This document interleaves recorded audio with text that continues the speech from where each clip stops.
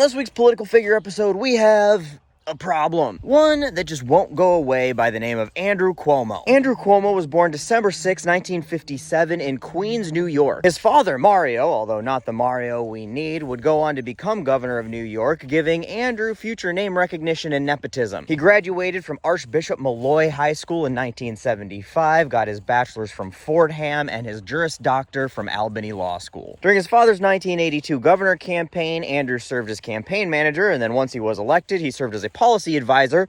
Told you, nepotism. In addition to being his father's policy enforcer tough guy, he was also appointed to work as assistant district attorney, as well as a few other roles in government. Thanks to that nepotism and name recognition, Cuomo was appointed to assistant secretary of community planning and development under the Clinton administration, and then a few years later, director of housing and urban development. Now, his time in this role was interesting. He seemed to do some good things and have some positive policy development. Some of his policies were also criticized for possibly exacerbating the 2008 housing crisis. And he was simultaneously the subject of some controversial investigations, which would go on to be a theme for him through the rest of his life, but also managed to somehow reduce the number of government oversight investigations and complaints into his department as well. After his work with the Clinton administration, he went into the private sector for a few years, working with law firms and real estate firms, and unsuccessfully ran for governor the first time. And then in 2006, he ran for and won Attorney General of New York. He successfully investigated some predatory student loan practices. This resulted in a change of lending practices for major universities around the country and resulted in a lot of victims of these practices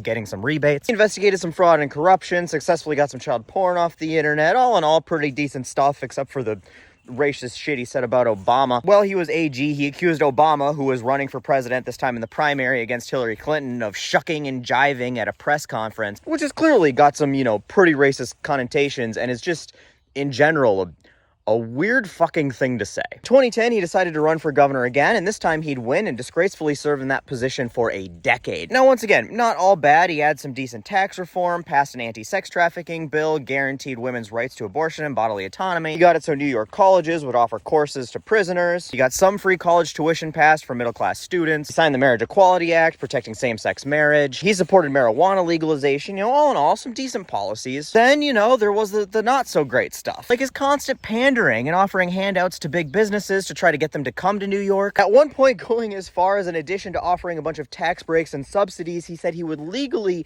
change his name to Amazon Cuomo if Amazon put their HQ2 in New York State, which is just fucking cringe. I get trying to support business development in your state, but goddamn, you don't need to put Bezos's boot all the way down your throat. Also, in the name of economic development, like the good Republican he pretends he's not, he wanted to lift the ban on fracking in New York, because nothing quite stimulates the economy like inducing earthquakes and making well water flammable. In that same vein, he decided to shut down the Indian Point nuclear plant, which provided a quarter of New York's power, all while knowing that there was no carbon-free energy infrastructure in place to replace it, so it was replaced with fossil fuel energy generation, which I'm sure had absolutely nothing to do with the $113,000 in fossil fuel industry donations he had received. In addition to that, he is a raging fucking Zionist who signed an executive order against BDS saying, and I quote, "If you boycott Israel, New York will boycott you." Now, I don't know about y'all, but I was under the impression that boycotting was a form of free speech, and the Constitution pretty explicitly states that the government is not allowed to regulate or punish you for your free speech. And it would seem to me that a government official using his government position and government funds to boycott you for exercising your free speech,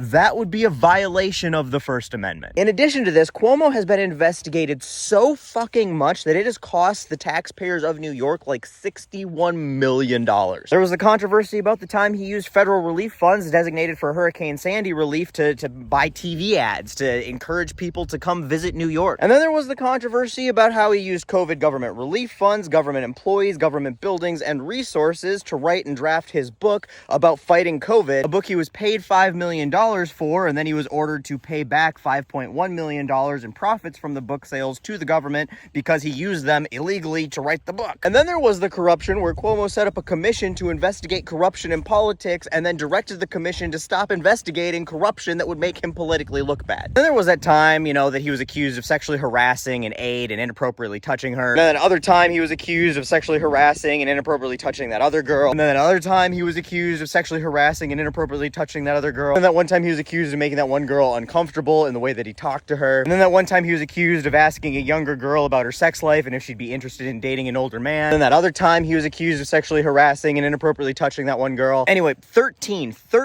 accusations of women he sexually harassed and or assaulted by inappropriately touching or kissing them. Of course, they're all lying, he says. But under mounting pressure from numerous members of the party, including the president, Joe Biden, at the time, he resigned. And at this point, we thought, hey, you know what? Maybe we're done and we can move on from Cuomo, the corruption king's influence in politics. But nope, we couldn't be that lucky because now old man McFeely is running for fucking mayor. Why, man? Nobody wants you here. Except for you're currently leading the crowded field of candidates in the New York primary poll for mayor, which is, concerning because that's coming up on June 24th. And on the bright side, citizens of New York City, you don't have to elect this asshole again. He has a challenger who is in striking distance of him in the polls who is better in literally every single way. And that candidate is Zoran Mamdani. Seriously, Zoran seems great. Seems like everything you'd want in a candidate. He's young, he's only 33. He thinks genocide is bad, okay? And maybe it's okay to boycott it if you want to. He's got some experience. He's been a state house representative since 2020. He's been a field organizer in the past. And he's an involved member. He's been a member of a dozen fucking committees. And if he gets elected, he wants to do stuff that would make your lives better rather than, groping interns he's forcing to write his books for him. He wants to give you guys access to free public childcare and cap rent. He wants to institute community-based programs for reducing crime rather than just pumping poverty-stricken people into for-profit prisons. He wants to increase taxes on the top 1% to fund social programs. He wants to increase public transportation infrastructure and get rid of bus fares and do things to help reduce congestion in the city. He wants to do all of the good things for you in New York City. So, maybe do that because I think we've all had quite enough Cuomo. And on top of that, Zoran's got a cool fucking name. So, just vote for him. June 24th. Vote for him. Just do not vote for Cuomo. We don't need any more Cuomo. All right? Remember, June 24th. Give Cuomo some FOMO. Yeah, I think that slogan works. All right. Bye.